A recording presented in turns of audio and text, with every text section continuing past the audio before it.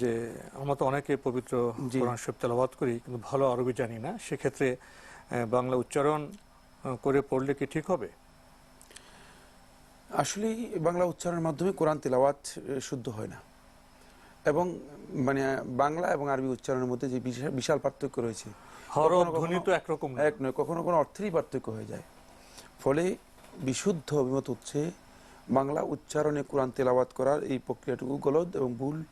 বরং সৌদি আরবের সর্বোচ্চ ওলামায়ে কেরামের ওলামা পরিষদে যে ফতোয়া, সেই ফতোয়ার মধ্যে বলা হয়েছে বাংলা, ইংরেজি বা অন্য ভাষায় কোরআনে কারীমের উচ্চারণ করা বা ইত্যাদি তেলাওয়াত করা এগুলো গর্হিত নিষিদ্ধ কাজ, এগুলো জায়েজ নেই।